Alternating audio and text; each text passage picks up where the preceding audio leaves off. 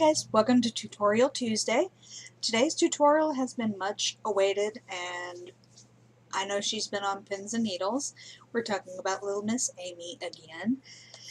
This is the tutorial for the nail polish gem jewelry. I'm not going to show you the step-by-step, on how to get it on a chain and everything because that would take too long. But I will give you, the basics. In case you want to know how I, made my little ribbons, let me know and I'll post a video further down the road. But this is the one that I used in my first video where I mentioned doing a tutorial for these. This one is a black crackle just with holographic silver glitter behind it. With that same crackle, I actually have this little teardrop shape. As you can tell, cabochons come in all different kinds of sizes as well as shapes. I've got those little teardrops like I just showed you. I've got teeny tiny round ones. Those would make really good stud earrings. I actually have some posts that I can glue onto them and turn them into little tiny stud earrings. I've got some slightly larger circles, and I've also got some little tiny ovals. And if you're allergic to, anything other than semi-precious metals, there are little plastic posts that you can glue these to that you can find on Amazon, which is also where I find my cabochons, as well as, excuse me, if I can hang on to it, slippery little sucker, these little bales right here. So, when I first order my hearts, since I usually buy them in bulk off of Amazon, as I mentioned, they'll come 2 in a package, usually like this. And it's just got a little self-adhesive closure on it.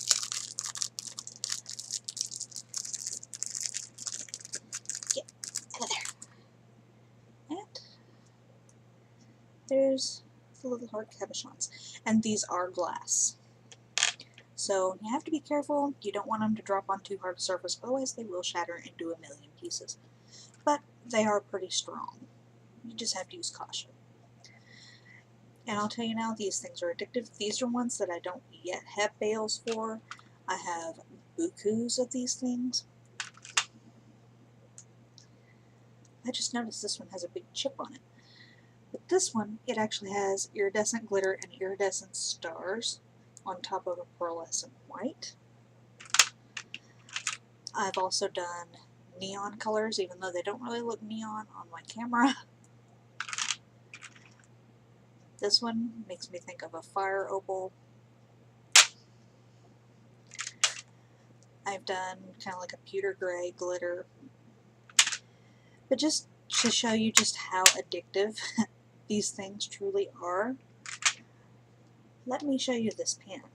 It's insane.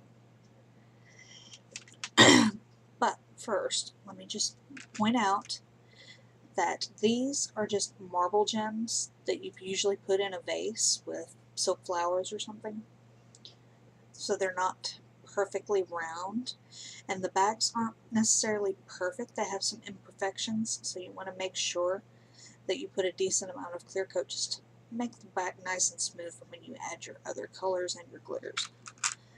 There's the little small ones, and you can find these, both the large ones and these small ones, you can find them at your local Dollar Tree or dollar store for $1 a bag. Dirt cheap. And I would recommend starting with those before you move on to the cabochons, because the cabochons are a bit more pricey. They're not ridiculously pricey, but they are a bit more because they are molded. But this is just the ones that I don't yet have bales put onto. Yeah, they're addictive.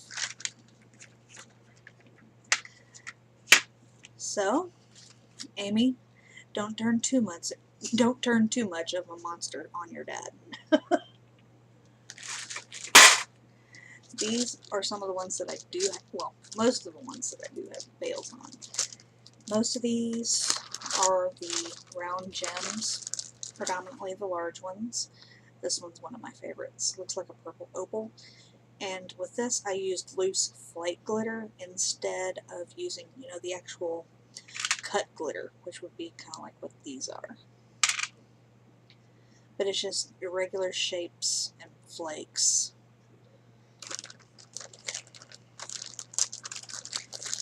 And sometimes you can find one of these. It's almost kind of like a strawberry shape. If you wanted to, you could actually, you know, do it up like a strawberry. Make it look like it's got the little stem and the leaves at the top, and then do the bottom in the red. I actually did one a while back. I don't know where it is now. But I did it up to look like a strawberry. And I had some black holographic diamond-shaped glitter that I used for the seeds on the red part of the strawberry.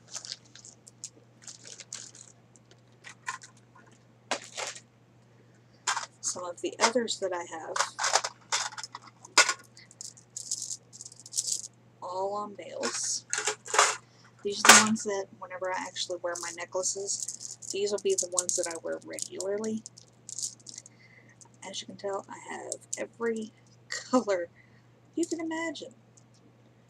And that's what happens whenever you have 568 colors of nail polish. But there's plain silver, we've got the iridescent white, we've got lavender with iridescent glitter. This one is one of my favorites. It's the iridescent glitter that I'm going to be using today, just like on most of these. And that periwinkle blue is actually a color from China Glaze called Secret Periwinkle. I love that color. It's so pretty. Currently on my chain, oops, is this little salmon pink. It's almost like an electric salmon pink. It's really vibrant.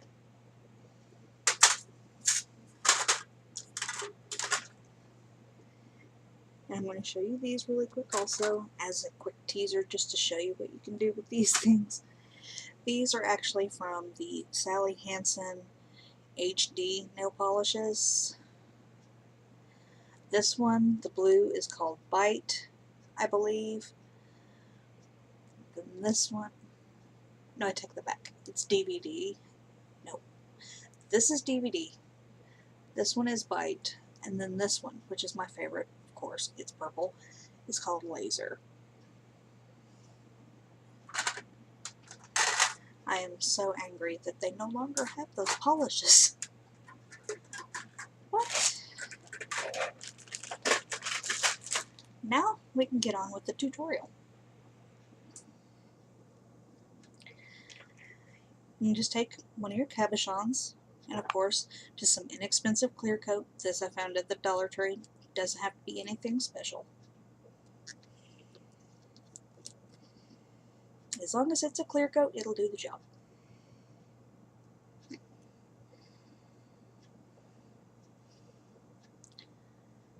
And just, as you can see, you don't have to go light-handed with it, unlike you do on your nails, just because you're covering a larger area.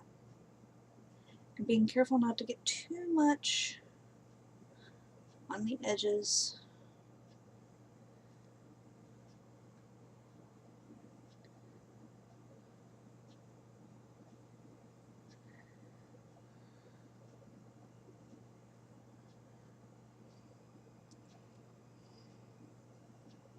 Just brush on your clear coat, make sure you get it nice and smooth.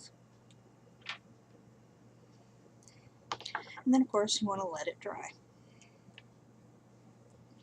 This one I have already done clear coat, and it's mostly dry. So this is where you actually start step 2. If you're going to be using anything with glitter, normally you'll want to put that on before you put on your primary color that you want the whole thing to be. But in this instance, I'm going to replicate this ring right here. This ring has actually been one that I get a lot of comments on when I wear it. The band itself I actually made out of seed beads and stretch cord. If you want to know how to make these, let me know, and I'll post a tutorial for that later down the road. But as you can tell, it's got a lot of different colors sparkle to it. And that red color is actually China Glaze in ruby pumps. And behind it, on top of it, technically it would be, you know, underneath it when you're wearing it, is actually another China Glaze called Techno. And just to give it that deep red look, I went over the whole thing with black.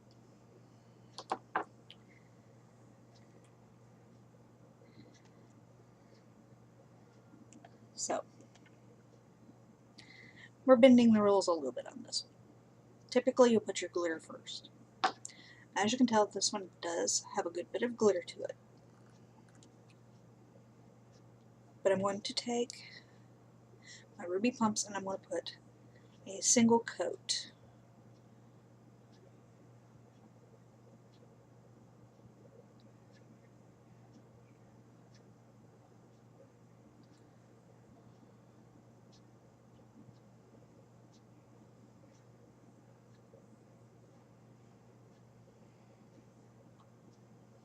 Of ruby pumps.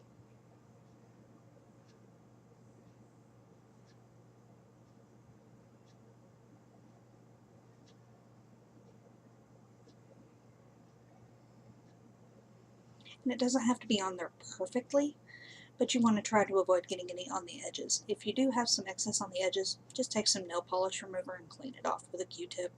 Or if you need to redo the whole thing, take a cotton ball, clean it all off.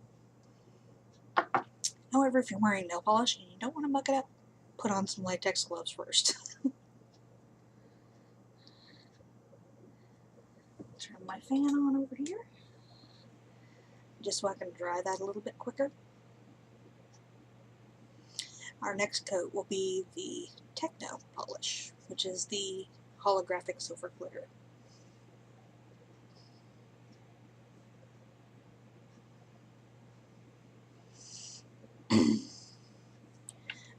Oh, and if you guys want to, while we wait for that to dry, I'm going to see if I can get someone to come in here. Yay!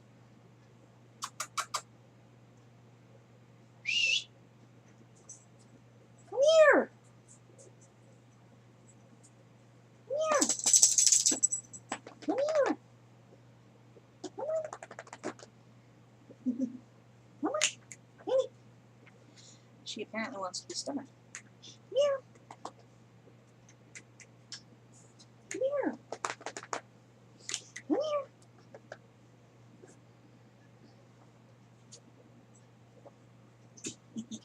Here we go. I'll introduce you guys to my Boston Terrier. This is Penny. Penny, quit licking my makeup off. I just thought you guys might like to meet her while we've actually got my polish drying. But that's my little love bug. She's quite the little blanket monster. She loves to pee under a blanket. Ready? Hey girl. Good girl.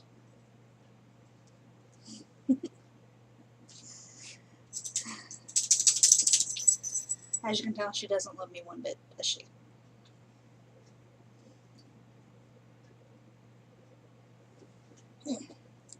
Now if I can get my backdrop straightened out again. There we go. Now I should be ready to put my Techno on.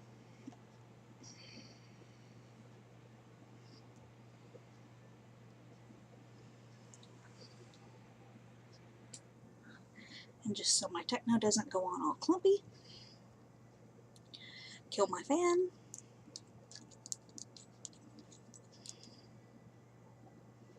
Shake it up a little bit. And we put this right on top of the ruby pumps.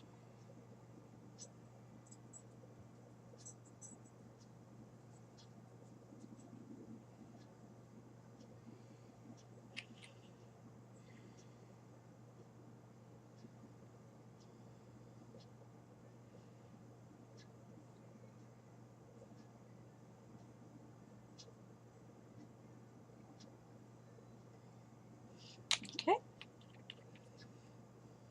As you can see, we have our Techno on top of our ruby pumps, which will make it appear behind the ruby pumps at the very end. just to give you a little sneak peek. And it may look kind of opaque, but actually I can see right through it.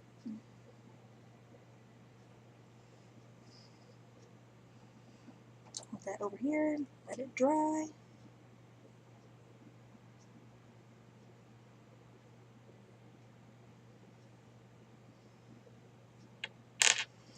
While that dries underneath my fan for a minute, I think I'm going to pick one out of one of these to stick a veil on, just so I can show you how to do it.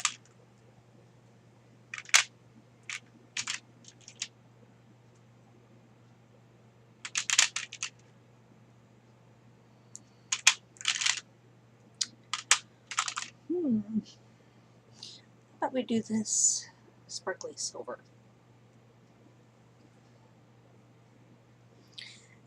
Crap, I left my veils in the other room. Oh well. What you can use to attach your veils is a little bit of super glue, or you can use a Loctite craft glue, which I would highly recommend, because after a while super glue might lose its hold because nail polish is not porous, so it doesn't like to permanently adhere. I mean, yes, it is strong, but after being on there for a while, or a lot of wearing and wear and tear, it might lose its hold. So I would recommend using Loctite craft glue.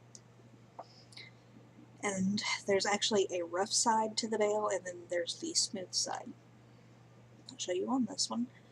This is the actual smooth side of the veil. The rough side is what you want against your gem, and it's got a little bit of an indent, and you'll just want to put a light layer. You don't want to gob it on. And then you'll just center it up on your gem, and there you go.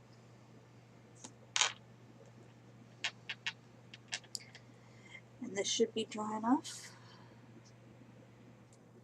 for a second coat of Techno.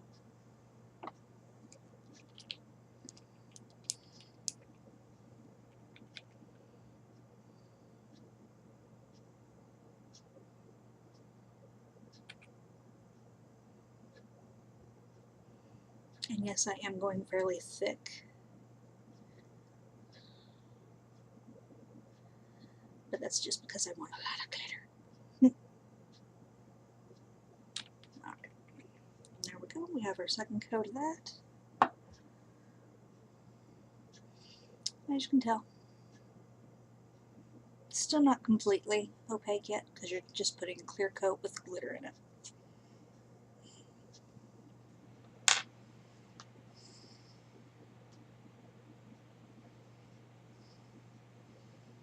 Hang my fan at that for a bit to dry that, and then I will finish it off by putting on the black. As you can tell, this one I did earlier. I got a little bit too much ruby bumps on it, but it still looks kind of pretty. It looks nice and deep.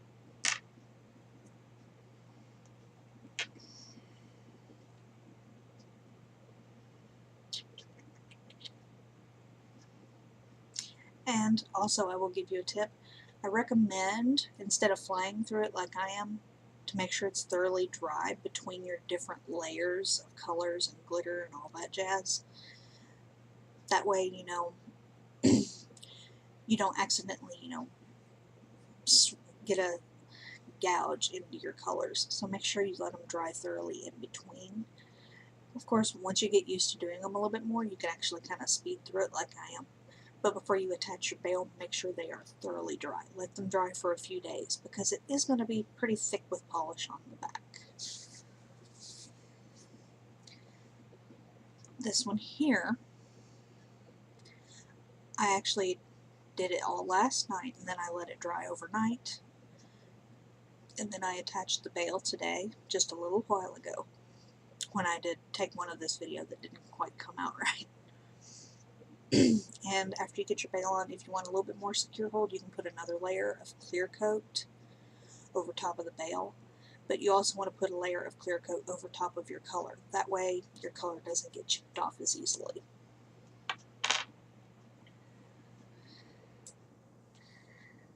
So now we can start getting on the black, I think.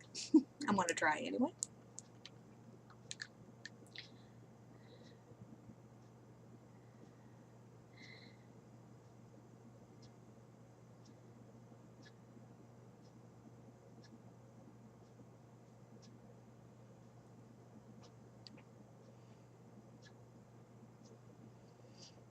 And in case you're wondering what black this is Sally Hansen Hard as Nails, and it's in the color Black Heart.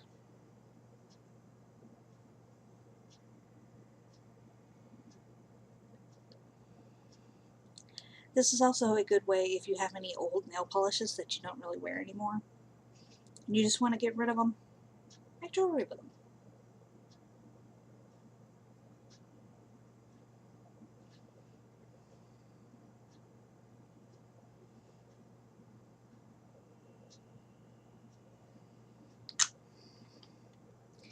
And now we have our first coat of black. May not need another one, but we might.